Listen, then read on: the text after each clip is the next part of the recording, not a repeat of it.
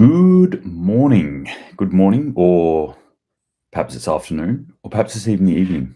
Maybe it's the middle of the night where you are. I don't know where you're watching this or what time it is, but welcome.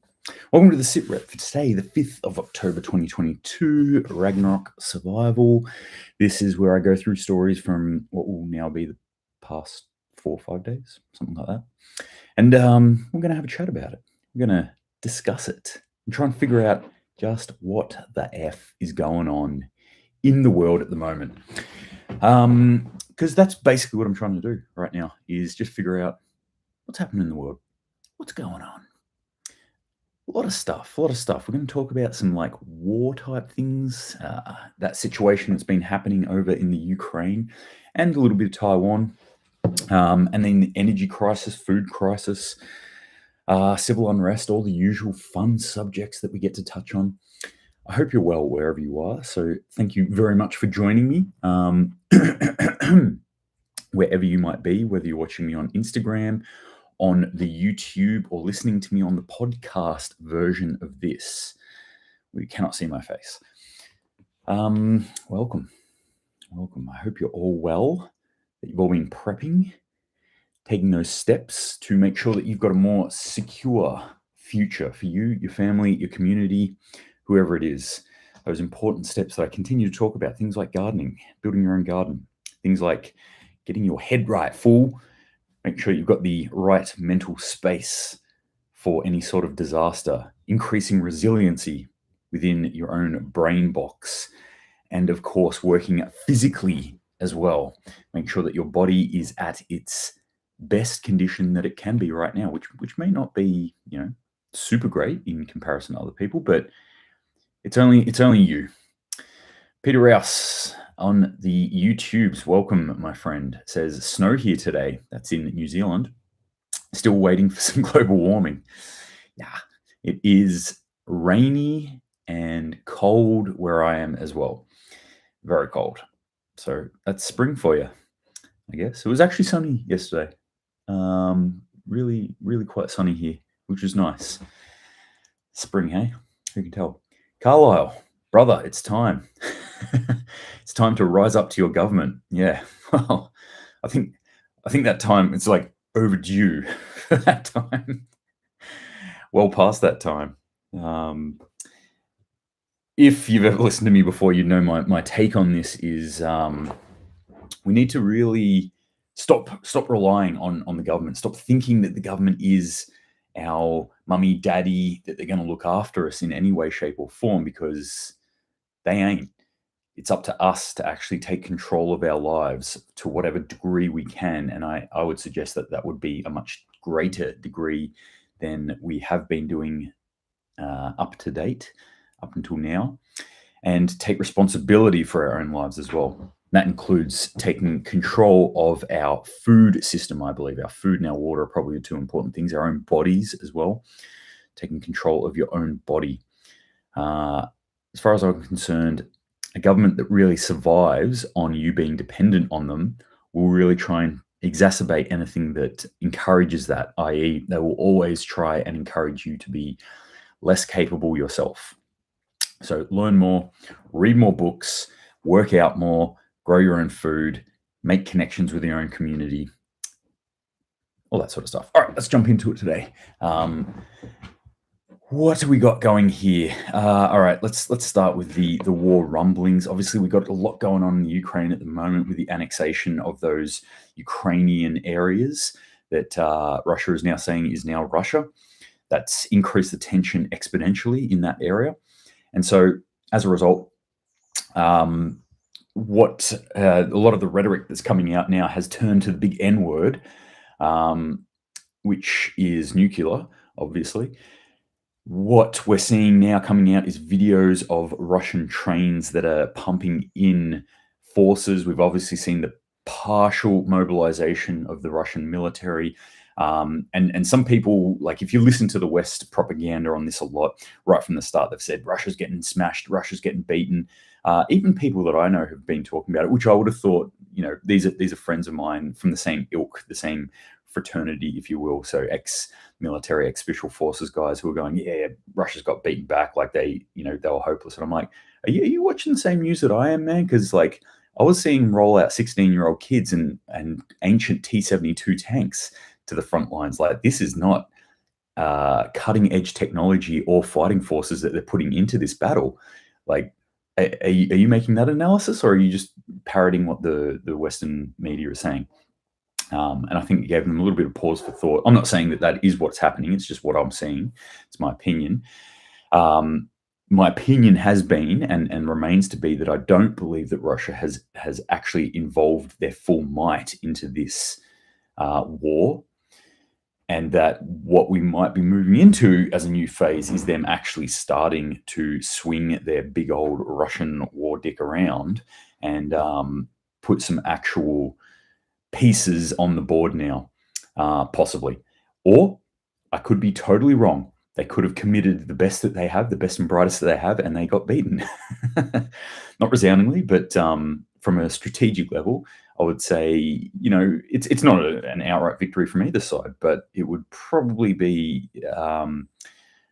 looking at it from that strategic level for, I guess, pounds per square inch or fighting per capita of those two relative forces, Ukraine versus Russia. It looks like it looks like Ukraine would have done well.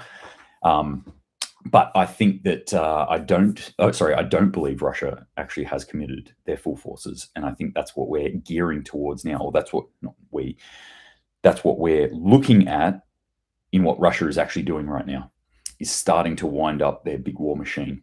So anyway, those videos, we've seen a lot of military equipment being moved into these new front lines now, being that they've annexed those parts of Ukraine. And the big one, the Iskander missile systems, which obviously can be fitted with nuclear warheads. I don't know if they are or not, but the potential is there. They're moving into this area now, which is a pretty obvious sign. And videos coming out of it too, again, which tells me this is something that the Russians want the world to see. Responses from this. What's the other side doing now? Well, US has come out on the front foot, unsurprisingly, and so has NATO. NATO's Secretary General has issued a warning to Russia over the potential use of nuclear weapons in Ukraine. So that's Stoltenberg has come out and said that. We've got ex-US General Petraeus. Actually lost that story, but anyway, he's come out and said basically that anything that Russia does, well, we're going to do it better. We're going to come out against them much harder. Yeah, I've totally lost that story. No, wait, here it is. Just to give you a hypothetical, we would respond by leading a collective effort that would take out every Russian conventional force that we can see and identify on the battlefield in Ukraine and also in Crimea, and every ship in the Black Sea. So that's pretty strong language, saying like, hey, if you even think about using a nuke, if you use any sort of nuke, any tactical nuke, any nuclear weapons in any sort of way, we're going to annihilate you. We're going to destroy your entire military fighting capability. Interesting. Obviously, none of this is pointing towards a scope of peace or treaties or backing down of any sort. This is all amplifying the situation, as far as I'm seeing it. Like, I can't see this going anywhere but escalatory at this point. Except Elon Musk, who tweeted the answer to the Ukraine war. Thank you, Elon Musk, for your armchair general opinion, which I will actually say, I read it and I'm like, yeah, some of the stuff he's saying is like kind of spot on. Like, there are things in there. I mean, he's just pointing out a lot of obvious points. I think that anyone who would be looking at this situation goes, hey, if we're going to look at a peace deal in this situation, these are some of the things we might want to try and do. He's got a lot of blowback from that little tweet that he put out. It's Elon Musk. He runs businesses, right? It's not a general. Also, just tied into this on the edges of this, the U.S. Army fell short about 15,000 soldiers, or about 25% of their target for recruitment in the last year. Now, a lot has been said about this from the Russian side. I've seen the Western propaganda have a field day on this, saying like Russia can't recruit soldiers. Russia's army is almost done. They've got nothing left to them now, which actually like might not be too far away from the truth. I don't think they're done by any stretch of the imagination. I don't think they're on struggle street the way that the Western propaganda machine is putting it out there. But I do believe that Russia is looking down the barrel of a huge recruitment crisis in the future. I don't know if it's happening right now, but certainly in the future, they know that because their demographics are heading that way. They're crashing out, demographically speaking. They're not going to have the pool of people, the pool of fighting age males to draw from. So that might actually be one of the reasons they're doing what they're doing and why they're doing it now.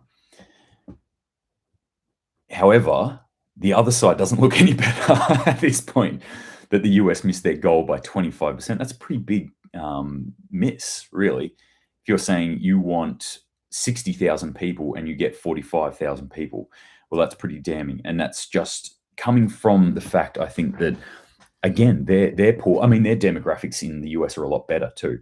So why are they falling short? I mean, demographics has something to do with it, but probably not 25% to do with it. I think you just don't have the taste and you don't have the pool of people to pull from. You also are, it's a voluntary system at the moment in the US. Anyway, me reading the tea leaves, I sort of see this sort of information. I go, at what point do the US go, well, we're not actually fighting on a fair battlefield here, because Russia is recruiting by enforcing their people to go in, and that's just reserves. They're not using conscription of civilians yet, but the pathway has been paved for that. At what point do the US start to look at that and go, hey, if we want to go toe to toe with Russia here, we're going to have to do the same? If I was in the US, that's, this is where I'd be starting to be thinking, going like, if you're between the age of 18 and I'd say 28 at this point, I'd be thinking about that. It'd be going through my brain, I'll put it that way. Russia has 30 million active and reserve soldiers. That's a lot. That's a lot of human beings to be committing. Pentagon weighs the risk of Taiwan invasion too. So we'll jump over to Taiwan sort of action that's happening there. U.S. Secretary of Defense Lloyd Austin has downplayed the risk of a Chinese invasion of Taiwan, saying he sees no imminent attack on the self-governing islands despite escalating tensions in the region, which is an interesting backpedal, I thought, on what the rhetoric has been thus far coming out of the US, that they've been very much like, China, you better not do this. And if you actually look at what China's doing, as opposed to what's being said around it, China is continuing with what they've been doing. Nothing's changed, as far as I can see, in the positioning of China. They're still flying sorties into Taiwanese airspace. They're still floating ships around there. They're still doing joint exercises with other militaries, including Russia. So nothing's really changed with China. It's just that all of a sudden the Pentagon's come out and said, yeah, we don't think they're going to invade like right this second. So let's just backpedal that. I see this as them going like, oh, shit, we just realized that we can't commit to two huge fronts right now. So let's try and ease this down, or like downplay this, or make it less for some reason. There might be a whole heap of other reasons why they're doing this, but in a classic version of look at what they do, not what they say. Well, the US just also deployed its most expensive military ship to the Atlantic, carrying 9,000 troops. So, hey, we don't think that China's going to do anything on Taiwan anytime soon. That's our official opinion on it. Meanwhile, we're sending this huge new ship out there with 9,000 troops on it. This is not heading in the right direction for China at all. So this is all backing that information up, where we're seeing what they're doing and what they're saying. It's a stunning turnaround for me. It's almost 180, where I've been looking at what they've been actually doing towards China, and then they're going like, China who? China what? No. We're like Ukraine. We're heading this way now. So, really interesting turn of events there. If I was China and I was seeing that, I'd be going like, "Ooh, sweet, now's my chance." US seems pretty uninterested in what we're doing here right now. Or at least if I was Taiwan, I'd be like, sweating bullets a little bit. Jackson Ang has said, on the YouTube said, I heard that number we're talking about 30 million active reserves. But where is the statistics for 30 million coming from? Is that just listing every male in Russia 18 to 65? Peter Rao says, US Army has cut back on live fire training due to ammo shortages. And we're getting just on that, there's a number of reports of ammo shortages throughout many Western countries at the moment, where they're starting to go look at the Ukraine conflict and what they've been sending over to the Ukraine conflict and saying, hey, my pockets, I'm out, man. I ain't got nothing for you right now. Even though they just committed to another, I think it was $650 million into the Ukraine. That's from the US. But yeah, a number of ammo shortages that are happening throughout Western countries right now, and apparently US as well. All right, let's put a pin on that. That's some strategic level shit that's going on with that war, and obviously it's not trending in a good direction. How does it affect us as individuals in our lives? Well, unless you live in that area around Eastern Europe, probably not a whole heap. There's a number of other things that are happening within that area as well, but I'll get onto that. I'm trying to do it in sort of sections of warlike activity, food, energy crisis, civil unrest sort of stuff. So I'm going to jump into now the food sort of thing. I'm going to talk about Moscow's urging the UN to pressure Western countries to unblock exports of Russian fertilizers. Maybe a whole heap of virtue signaling coming here from Russia saying like, we've got this fertilizer, we want to put it out there. It's you guys who are actually blocking it. It's your fault. But I'm not saying that is or is not happening, because it quite possibly is happening. If you've ever listened to me before talk about these sanctions, I'm like, hey, look, you tried sanctions. I don't think they work. They have worked in the past. I don't think in this particular case they're working. I think you're going to have to seek another avenue to try and curtail Russia's aggression.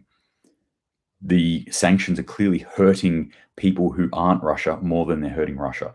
So maybe seek another way. And especially with this fertilizer stuff, this is going to have worldwide effects. In fact, we've got the director of the UN World Food Program, David Beasley, coming out and saying, hey, in 2023, we'll have a world food availability problem, and it's going to be hell on earth. Quote, I'm asking world leaders, I don't care how you feel about Russia, China, or anything. Fertilizers have got to move to bring food security to the rest of the world. Otherwise, there's going to be chaos all over the world. Correct. Welcome to the party, pal.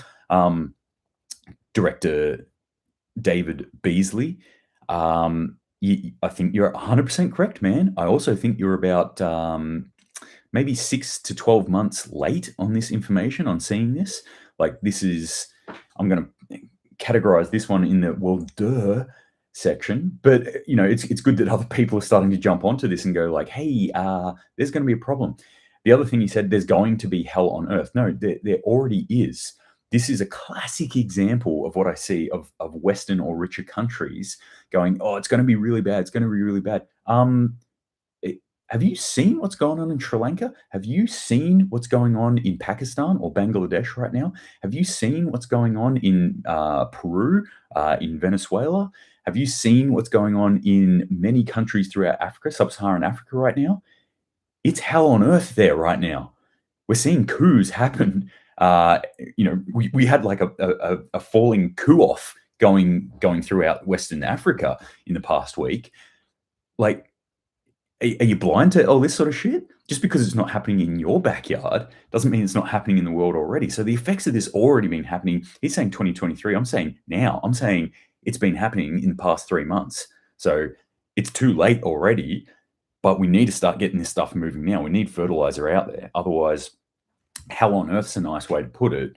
Like I've said, hundreds of millions of people, human beings, dying from starvation. Horrible way to die. Tag onto this too, cholera outbreaks. We're going to see increased diseases and stuff like that coming out. I love that the cholera outbreak that's happening throughout the world right now is being framed as a some sort of crazy communicable disease a la COVID, where cholera is primarily a hygiene-based thing. So it's this is what we're talking about here is primarily a water-based disease. That dirty water is to blame for this sort of stuff. The fact that they're like, well, people need to go out and get a vaccine for cholera. Well, yeah, they do, but also we need to sort out people's ability to eat and clean drinking water as well. That's probably more important than a freaking vaccine for it. And guess what? No one makes money out of that, generally speaking. Savage the Wild, howdy, Bob. G'day, man. How you going? I love the word Bob. It reminds me of when I was a young tacker reading X-Men Wolverine comics. Bob. Love it. I thought I had a cigar around here. That would have been really cool for, use some props for this. Sorry, chat going off in YouTube. I haven't been paying attention to because it's really long. Seems like some sort of cool argument between Peter Rouse and Jackson Ang, unless I'm mistaken.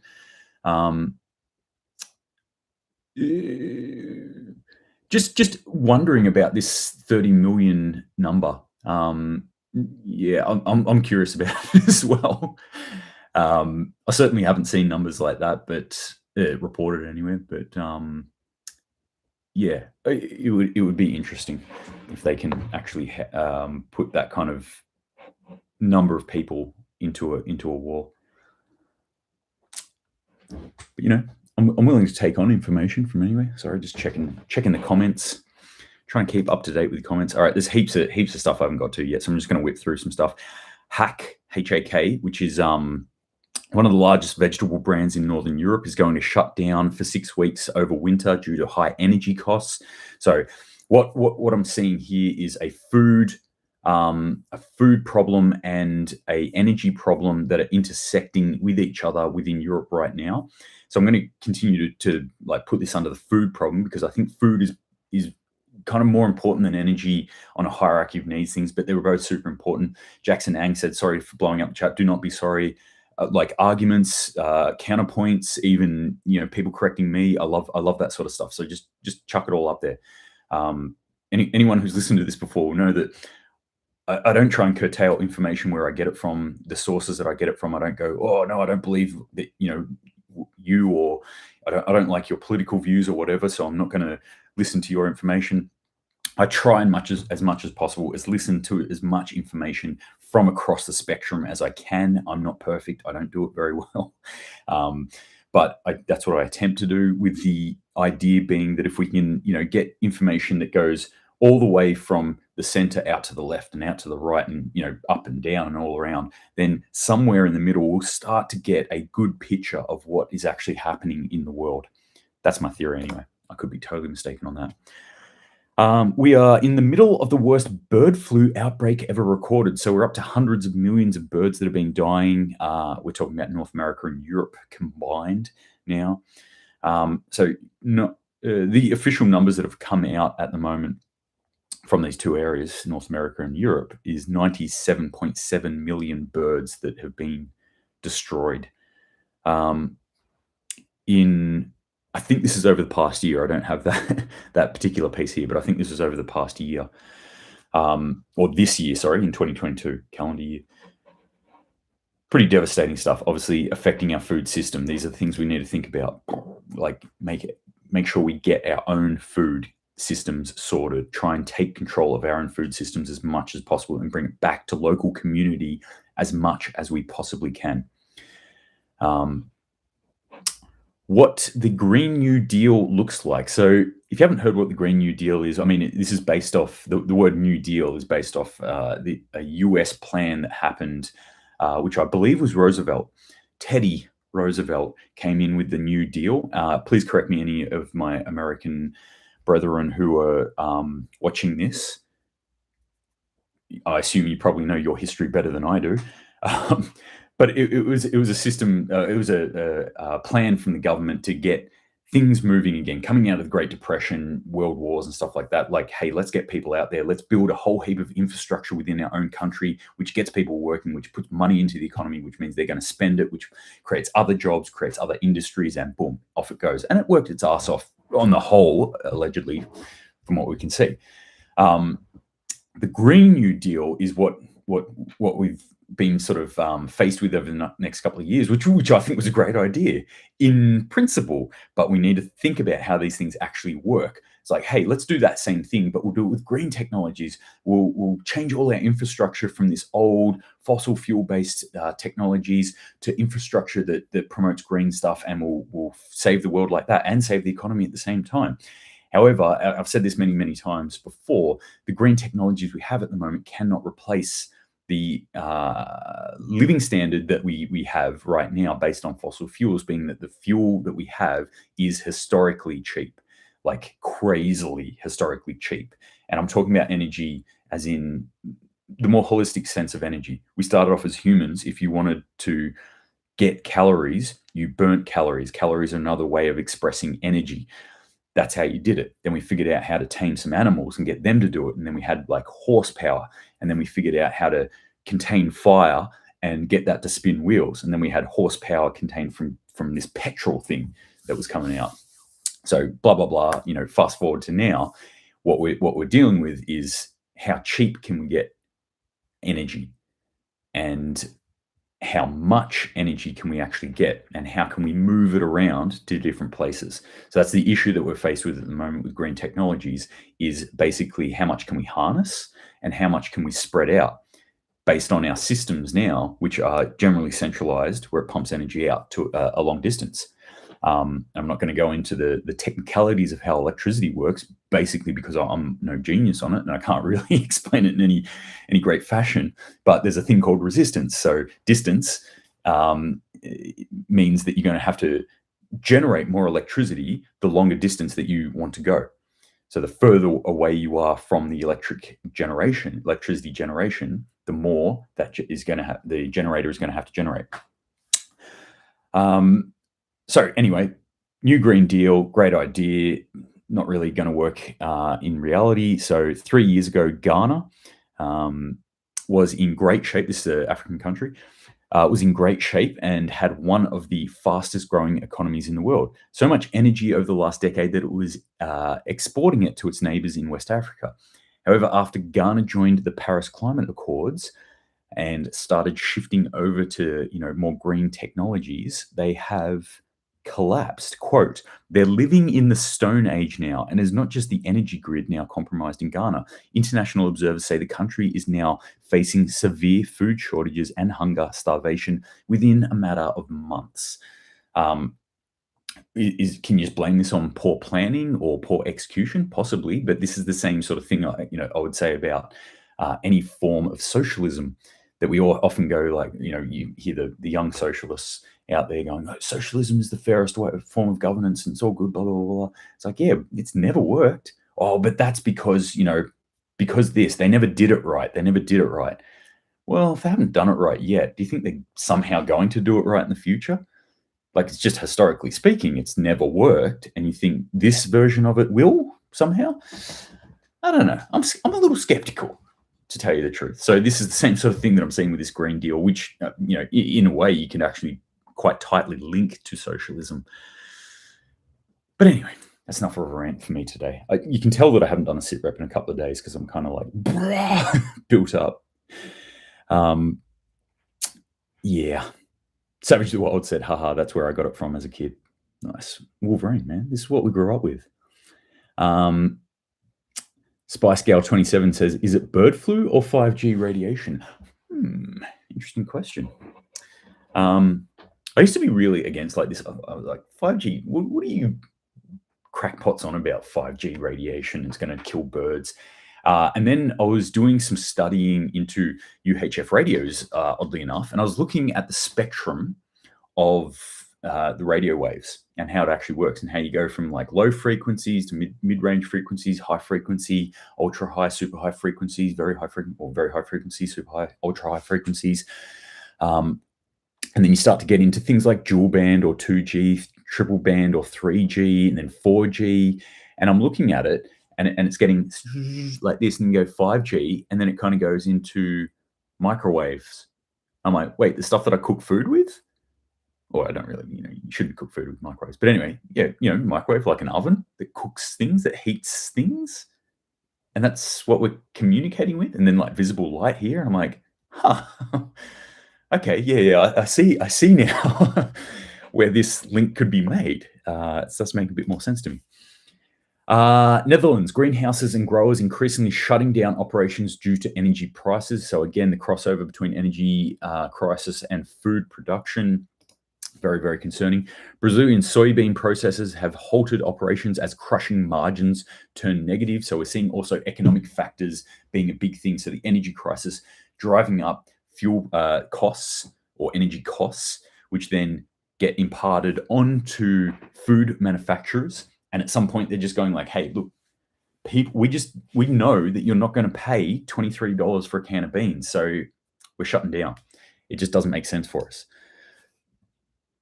Which is one of my massive gripes, I think, with communism, socialism sort of stuff, and especially with government price caps and things like that, that if you start to enforce the price from the top down, what you end up with, inevitably, is a point where it costs a manufacturer more to make something than they can actually sell it for. And at which point, it will die. It will, like, that system will destroy itself and cannot work. It cannot be maintained. Again, I recommend people read Atlas Shrugged if you want to try and wrap your head around not only that book, but that idea. Germany overwhelmed. Okay, so I'm going to jump into some civil unresty type stuff. Civil unrest type stuff. Germany overwhelmed by migrants. 12 out of 16 federal states begin blocking refugees. And this is from Germany, who is like, they're known for their open migration policies. Germany, Sweden, I would argue, were two of the like front leaders in Europe saying, we need to open our borders and allow migrants in. Look how open we are. Look how good we are. We're taking them all in. Now, they're sitting there going, maybe not so much. Sweden has, over the last 3 years, gone from one of the safest countries in Europe to one of the most deadly. Germany is now facing a whole heap of issues from their migrant populations. And I want to reiterate this. I'm not anti-migration in any way, shape, or form. What I'm actually looking at here is statistic and historical data. Countries with increased migration have increased crime rates, have increased violence, have increased killings in them. That happens. We can argue about what the reasons for that actually are, but that's actually true. You can't argue against that fact. There might be maybe one or two counters to that in certain countries in the world, depending on where they are and what the situation is. But like the vast majority of countries, when there's increased migration that's relatively unmitigated, as it has been in Germany and in Sweden, then we see these sort of increases. So especially now, Germany, like this is the interesting point for me, especially with developed countries. At what point do they start going, no? When things are fine, when things are great, when there's plenty of money flowing around, when there's plenty of energy, when things are cheap and there's beer and Skittles everywhere for everyone. Yeah, it's easy to be the good guy. It's easy to be the world good guy then. But Germany's facing a huge energy crisis. Germany is in horrible inflation at the moment. Germany, obviously Nord Stream shut down now. They're facing a lot of issues, and all of a sudden they're like, oh wait, yeah, okay, I get that you're fleeing from a country that is war-torn and that your lives are in danger if you were to stay there, but I don't want to be cold this winter, so back off. That's the interesting point for me. When do us richer countries start saying like, nah, we're not helping you out? Well, we're already seeing it. Indonesia, we had a soccer match that turned into a riot / stampede, and 125 people were killed, unfortunately, in that situation. Again, these are the sorts of things where I'm seeing increased violence throughout societies in the world, and I just sometimes like to highlight that so we can understand that and keep ourselves safer. Protesters besiege French embassy. This was in Burkina Faso. So in Africa, for those who don't know, Africa's obviously been a highly colonized part of the world. A lot of those colonial powers vamoosed out of Africa and utterly want nothing to do with it, don't even look at the place, except France. France stayed in there. France is like really tried to stick it through. But now a lot of countries, well, some of the French colonies or ex-French colonies are starting to like throw off those shackles and say, no, we don't want you anymore. A lot of stuff happening in West Africa, by the way. A lot of things going on in that area right now, like turmoil, political turmoil, coups and things like that, as I was saying. Protesters rally against anti-Russian sanctions and spiraling prices in Austria. So more, that's coming from Russian propaganda, by the way. 19 killed in Iranian police station attack. A lot of riots happening in Iran at the moment. There was one, and I've missed it. I can't remember what it was. But, again, these sort of civil unrest events are, they're a flashpoint right now. And things that I think would have been maybe a protest, maybe not even, might have just been a hashtag, maybe 3 years ago, maybe 10 years ago, right now in this day and age are turning into violent encounters, violent protests, riots, and civil unrest. So these are the sorts of things that we really need to keep an eye on and just understand that, hey, the world that we're living in right now can be violent on the flick of a switch. So if you are one of those people who live in and around a heavily populated area, i.e. a city, these are the sorts of things that you should start to think about and plan for. You should have contingency plans for that. Spice Gal says there's a difference from asylum seekers versus migrants vetting on visas for jobs. Absolutely correct. Absolutely correct. Can't argue with that. World Bank makes prediction on Russian energy replacement. So they're saying what's going to happen here. So this is interesting. This is the World Bank, right? This is a huge organization. They're saying, okay, clearly this whole dependence on Russia thing, somebody wants it to stop. And they're going about it by maybe sabotaging the Nord Stream pipelines. So it's very interesting then to see where the money shifts, because these people are in the job of making money. So they want to see, they're trying to look in the future and they're going, okay, where do we put our money? So where would the World Bank say, okay, if they can't depend on Russian energy, and, we know Europe, they're very green focused, they're very progressive. So obviously the World Bank is shifting its money wholesale into green technologies, right? No, they're not. You can see where money's starting to go, and obviously it's shifting away from Western money, at least is shifting away from Russian production of energy, which is being very, very quickly replaced by India and China and a lot of other BRICS nations. But we're also seeing money start to shift into a lot of fossil fuels from Middle East, from other countries, even starting to look again down into South America to try and replace that. Again, this is one of those interesting things. I always like to watch these organizations, these powers, and go like, what are you investing in? Where are you putting your money, and why? I think it's usually a telling sign. Nuclear reactor at Belgium's power plants, Tihange power plant shuts down unexpectedly. So not sure why. There wasn't much more information on it, apart from that, but they just shut it down very, very quickly. Whether it's been started again, I'm not sure.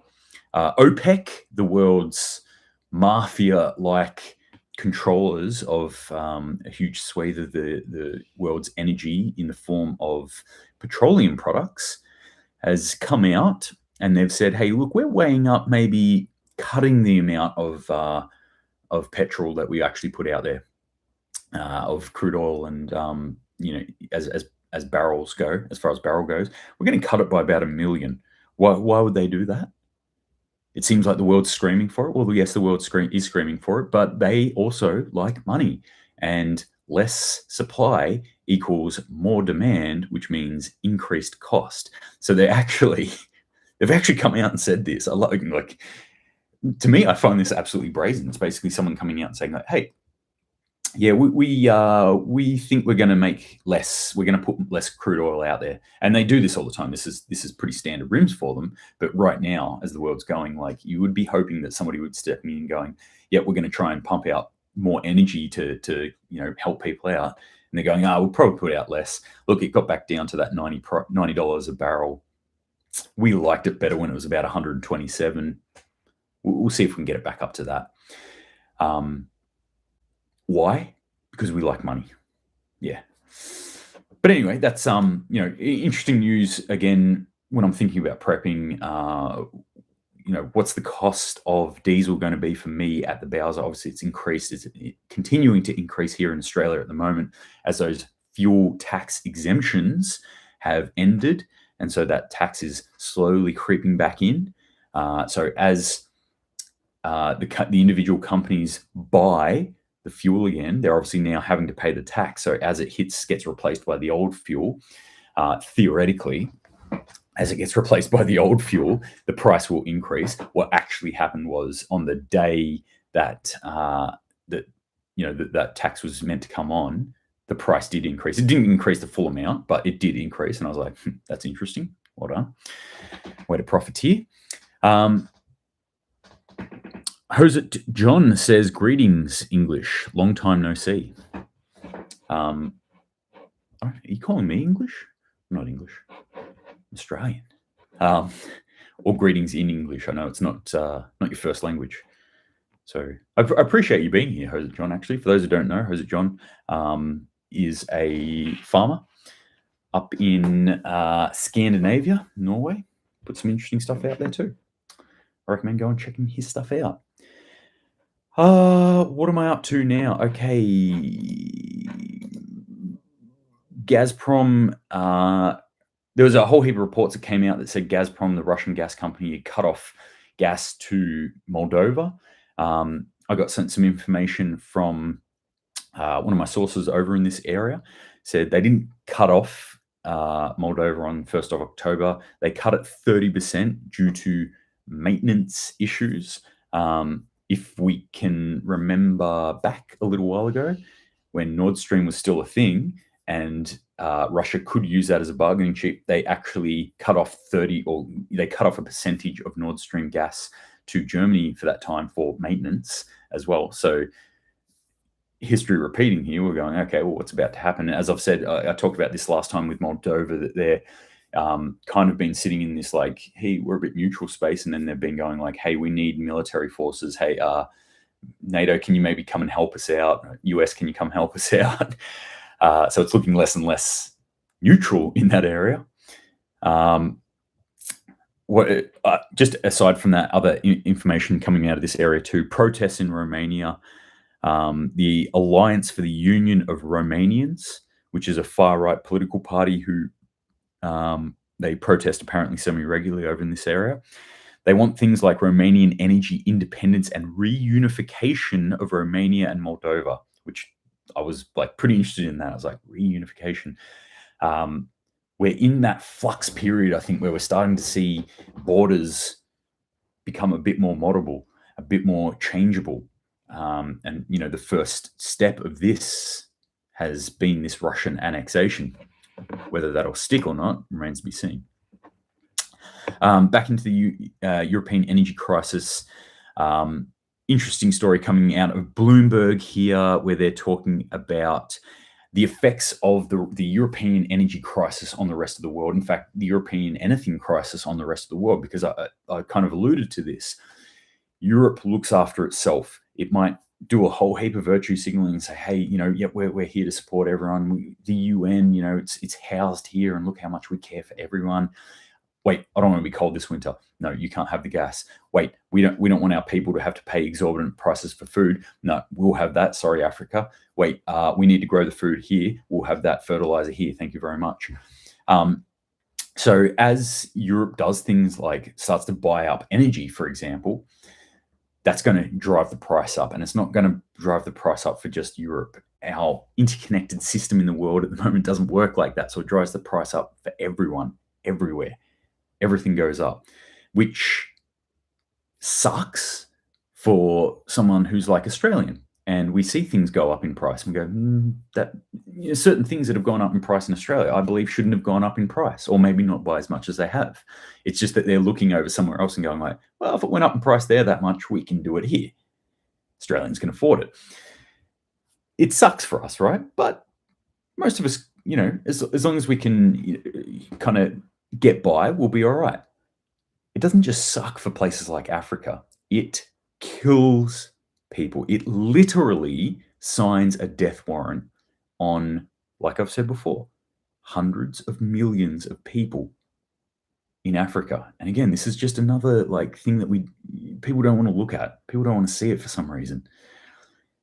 So the news, we're getting bombarded with it. And I reckon 80% of the news that comes in, I'm like, this is US, European centric. And I get that. I know why that is. But every now and then you'll get a little story about Africa. It's like, oh yeah, people are starving here. It's like, well, that's pretty important. Yeah, I know Germans are buying up heaters and stuff like that. That's kind of like, ooh, yeah, that's pretty spicy, isn't it? That's not people dying though. Not people dying at all. John says a 14.1% rise in bankruptcy in Norway compared to 2021. And the EU is trying to forbid burning wood for heating. Remember to hoard toilet paper, mate. Yep. And Savage John says, what is the rationale to not burning wood? Some sort of climate change narrative. I would say yes. Yeah. Pushing the climate sort of thing. Sometimes they're I remember they actually put an edict on this in Kabul because in Kabul they burnt all the trees. Kabul sort of sits in a bowl of mountains. They just took all the trees out and burned them. Individual people did it. And it did create a lot of smog and stuff in the city, but it was mainly because they were like, hey, we're out of trees. Stop burning the trees. And so then there was no more trees. And so then they started burning coal. And they said it again, you have to stop burning coal. And it's because it was putting so much smog because it's in a bowl, it all just sits there. So then people started burning LPG gas in canisters that were very dodgy, and you'd have little explosions every now and then. So then people were like, I don't want to do that. I'll just burn coal. And they did it anyway.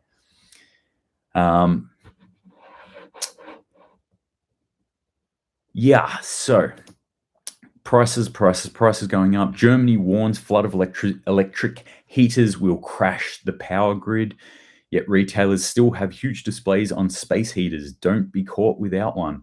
I found this really interesting, and this was from Ice Age Farmer, and I just want to read this next comment that Ice Age Farmer put up there about this one. So think about the situation here. The German government's coming out and saying, hey, Germany, individual people, you're all buying heaters.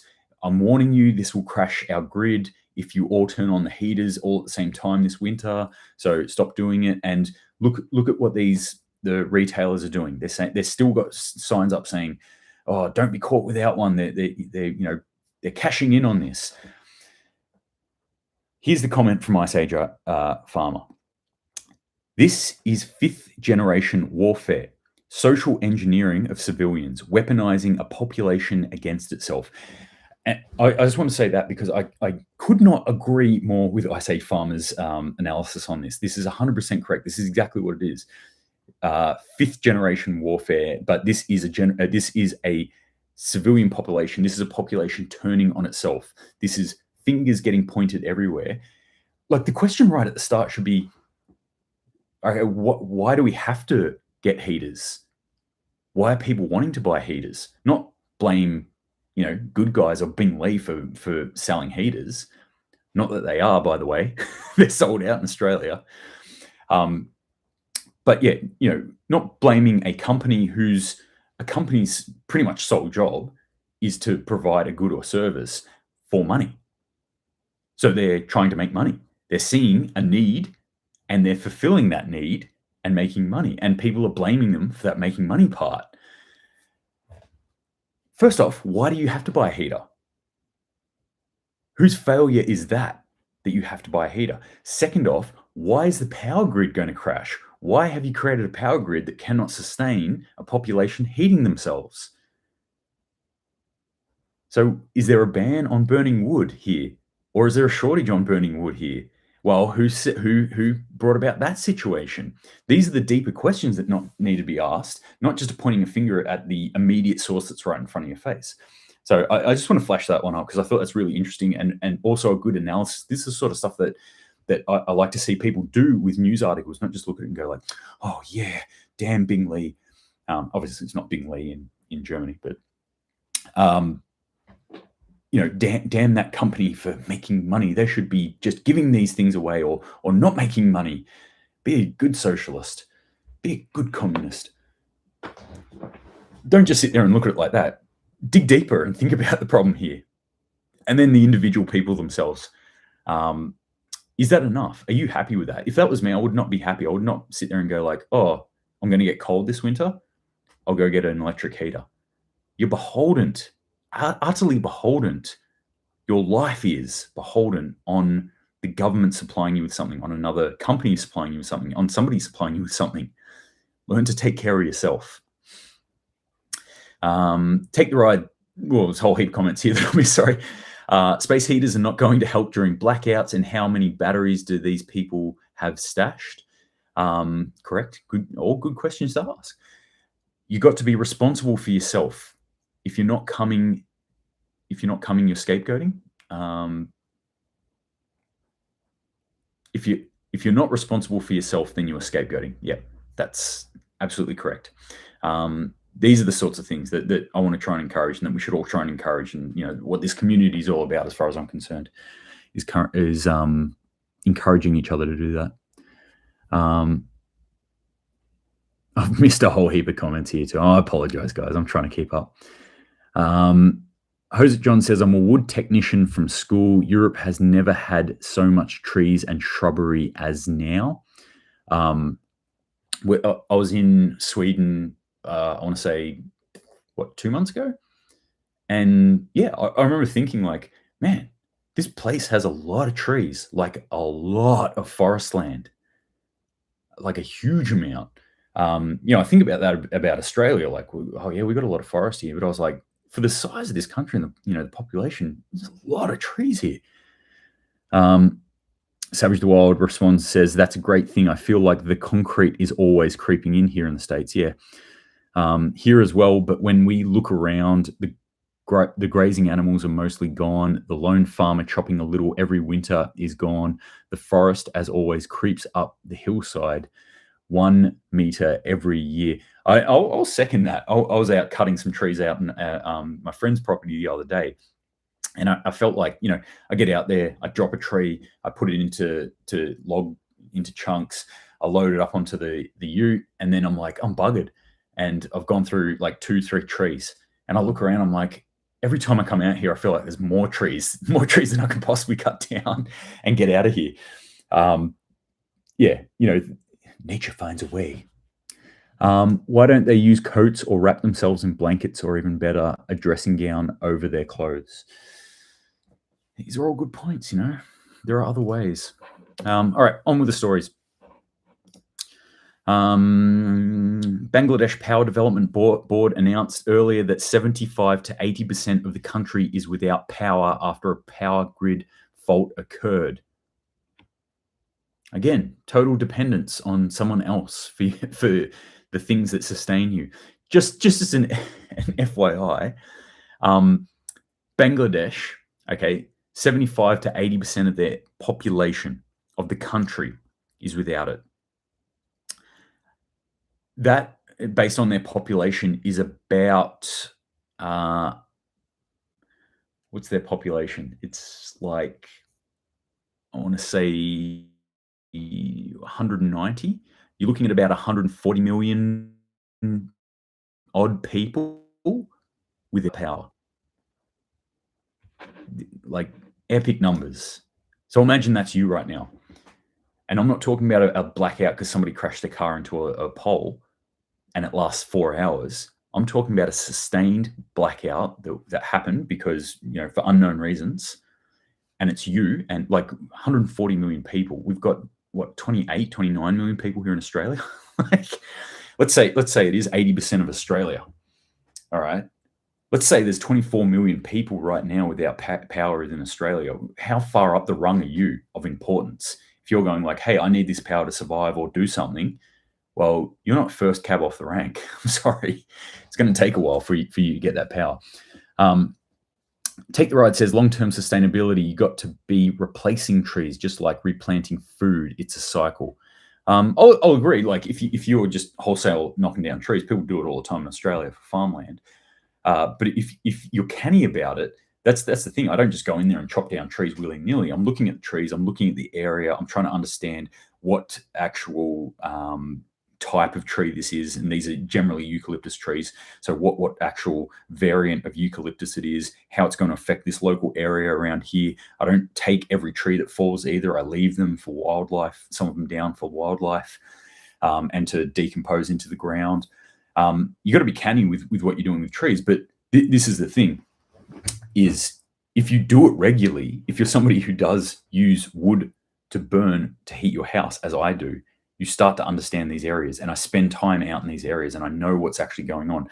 I've planted one tree, which was a non-native pine tree, just to see how it'd go. That's it. That's the only tree I've planted, and I've been tending it a lot because I don't know if it's going to make it, to be honest. But yeah, it's, the forest, nature does find a way. The forests, they do look after themselves as long as we don't actively destroy them. We can take from nature and we can do it in a way that is, quote unquote sustainable. We've done that for hundreds of thousands of years. Like in our evolution as human beings, we are part of that system. It's just knowing more about the system, knowing how it actually works and what is okay to take and what is not okay, when it's okay to take and when it's not okay. Again, I would say hunting is one of those things that has really opened my eyes to this kind of world and helped me understand the patterns and the cycles of nature to a much greater degree. Kerry, why don't oh no, you already read that one. Jose John says, bought myself a 100-watt solar panel from eBay recently. US $150, worked perfectly, got wiring and 12-volt lights, 3 to 4 12-volt car batteries in series. The grid can fall out as much as it wants. I'm good. Nice one. I've got a similar setup. I've got 4 lithium ion. Sorry, 12. I've got 4 12-volt batteries that are lithium ion in series with, I've actually got it connected up to a 3,000-watt inverter, which is pretty overpowered, but I bought that so I could expand the system in the future if I wanted to. Primarily, that's the setup for my drop freezer. So my frozen meats storage, so long-term meat storage, that's the solution for that. Doesn't matter if the power goes off, that's running. I just switch that over, or it gets switched over onto the thingos. So it runs through mains power. Mains power goes off, straight onto that system. And that system wasn't expensive to set up. I set it up with a 210-watt panels out of like 15 that I bought from somebody who had a house fire, and their house was ruined, but the panels were fine. And they said, I just want to get rid of these panels. And I bought that. I want to say that cost me like $200 for 15 panels. It was something crazy. But yeah, these are the sorts of things that we all need to start thinking about. You don't have to think about like the latest and greatest stuff. Yes, I love things like EcoFlow, and I love Blue Yeti and these companies that make it really easy, but it is expensive. I get that. You can set up solar for like a relatively cheap amount of money. In fact, you can do it much cheaper than the setup I just described there and have it quite easily run a drop freezer. the thing that I've got for the drop freezer is way overpowered. Yeah, like ridiculously overpowered for a freezer. Take the Ride says, look into marine batteries. For some reason, they last longer. Yeah, deep cycle batteries, marine batteries. Not all batteries are created equal. I'll put that out there. This is definitely worth researching if you're going down this path, but definitely check it out. China is rerouting US liquefied natural gas to Europe at a big profit. So they're buying LNG off US, and then before it gets to them, they're going, yep, you go to Europe and we'll sell it straight on and make a profit. Love how the world works, right? Danish police received reports of drone activity near gas fields in the North Sea. Why is this important? There was a number of reports about drone activity around Nord Stream where it got hit. So is this foreshadowing something? I don't know. Fertilizer plant explosion in Uzbekistan. More problems with the food system. Not good. High energy prices push UK construction industry to the brink. So we're seeing other industries now. This one outside of the food industry, construction industry is now starting to struggle. Obviously, if you've ever done anything with construction over the past 12 months, you've been watching inflation like absolutely kick its ass. But now we're seeing the energy prices factor into that in the UK as well. So huge problem.